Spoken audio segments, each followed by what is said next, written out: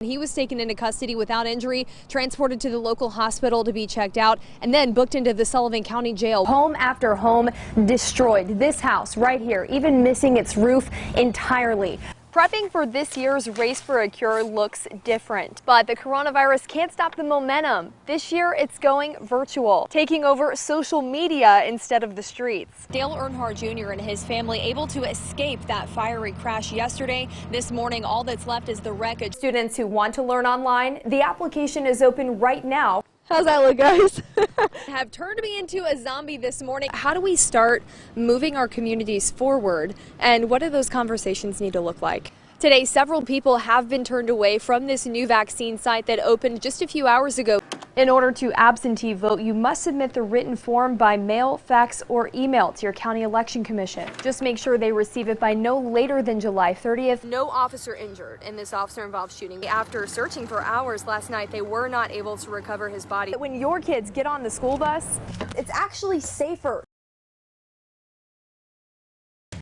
More breaking news this evening. The CDC announced today the U.S. is opening COVID-19 vaccine boosters to all adults. Right now, the major battleground states that will ultimately decide the 2020 presidential election cannot be called. And where better to end the night than in Tennessee's oldest town? We're sending things back out to Josh and Sarah with more. Guys, it's going to feel very different than a normal home game. AJ McCord joins us live from Tampa on this Super Bowl Sunday. A big honor for a Food City truck driver who pulled a person from a burning vehicle after witnessing a fiery crash. Breaking news just into our newsroom. Carter County Sheriff's Office is investigating a fatal shooting this morning. Now that means Tennessee could be left behind as the states surrounding it pass forms of cannabis legalization. 0 COVID-19 positive tests. And if they want to play their game on Tuesday against the Bills, they're going to have to keep that streak going to show us how the community is remembering the lives lost. Mark? While switching gears, former volunteer, the GOAT, Peyton Manning, is now officially a Hall of Famer. A. Pearson was a lot of things in life. Funny, brilliantly creative, a loyal friend, an employee of the Johnson City Library. I called them the phenomenal A. Pearson for a reason. Absolutely nobody like them in this world. A recent ETSU graduate, A was crafting a vibrant life at just 22 years old. They had their whole life ahead of them. And, they had so much left to say and do when, they had all of these ideas. And as an artist, A chose film to showcase the world around them, making short films starring friends that now exist as a time capsule, forever preserving A's talent. Telling these stories that were intimate, meaningful moments between characters. And many times the characters were queer, but not always. And they were these really important moments in their lives. It's been a huge loss for us. We really adored A. A was a member of the LGBTQ community, whose gender identity was non-binary.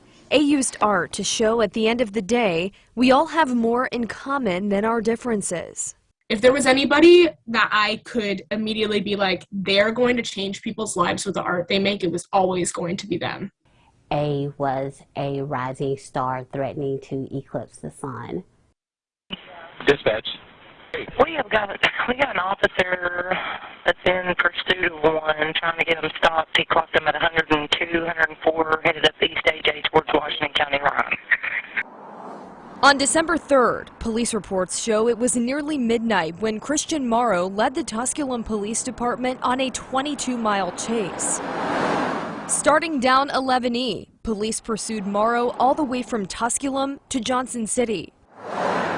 That's when Morrow lost control and hit A. Pearson, throwing A's car off the road.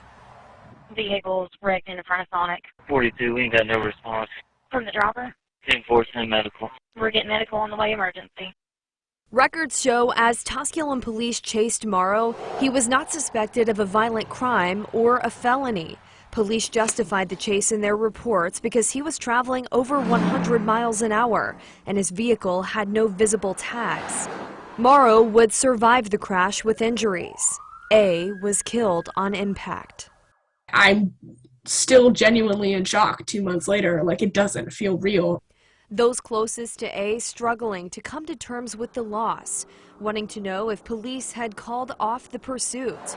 Would A still be here today? We all have questions, just like, why did the chase go on for that long, or why did it even have to happen at all? That was like one of the biggest things I've struggled with. Small choices could have prevented this from happening.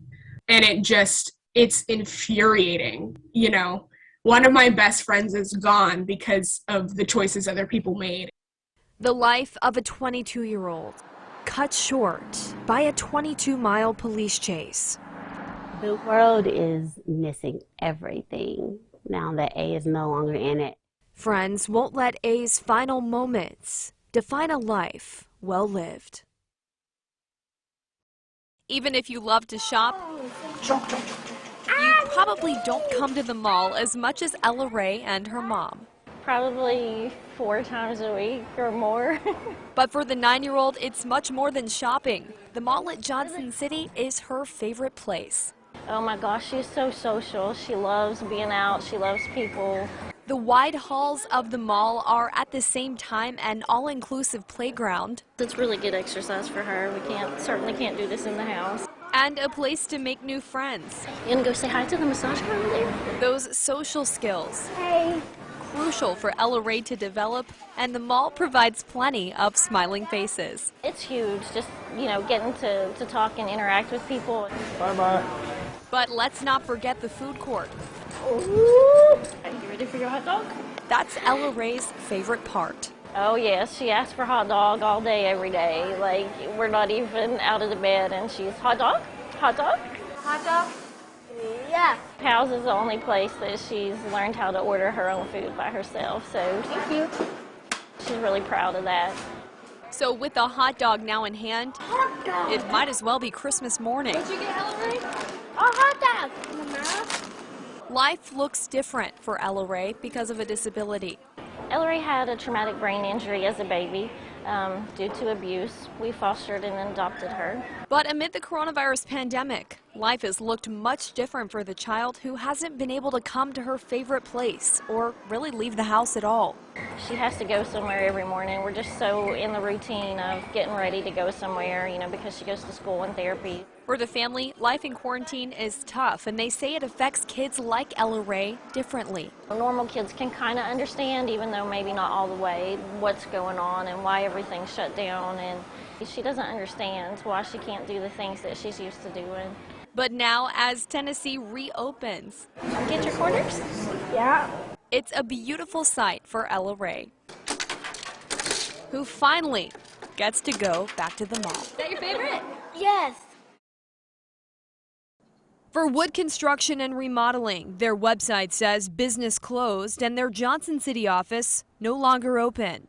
But legal troubles continue for the company after owner Joe Wood's Tennessee licensing contract was temporarily suspended last month. We paid Wood $43,000, a little over $43,000. Now, as dozens of families like the Holzers allege theft as their home projects sit unfinished, possible criminal charges for Wood are now on the table. I found out about the allegations from a news report that you all covered.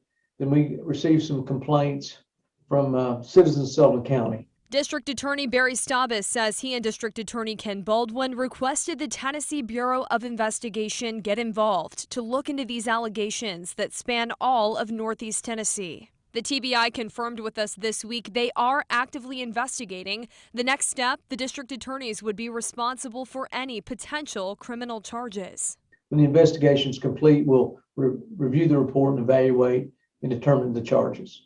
Staubis said today the scope of this across so many jurisdictions is unusual. I've never seen it as widespread as this particular case. Kristen Holzer contracted Wood Construction in March for a home addition. It sits abandoned now 8 months later. It's a long time coming. It's way overdue. For her, law enforcement being involved is a sigh of relief. It's definitely a step in the direction we're wanting to head. You know, hopefully we get our money back and we can start this process again. But we're just thrilled that we've got other people on our side and going through this with us, you know, the DA, the TBI, that's going to fight for us. Holzer says for her and other victims out thousands of dollars to Wood Construction, they want one thing. You know, he needs his theft charges on him and he needs to be put in jail.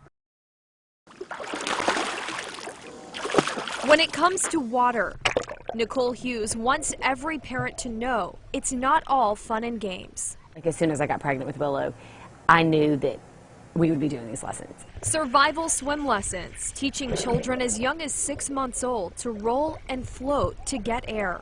Once they know how to survive in the water, they can have fun in the water. Willow Hughes is 2. Oh, Willow! As mom watches, it's emotional. It is only hard because I know with certainty that it would have saved Levi. I mean, there's no way around it. I know this would have saved him. Levi Hughes was 3 years old when he drowned in a pool on vacation with his family. They thought they did everything right. Mom Nicole says she knows now it wasn't enough. The missing factor for us was giving him the skills necessary to survive. Drowning in general has so many misconceptions. It's silent. You're not going to hear splashing and crying and screaming.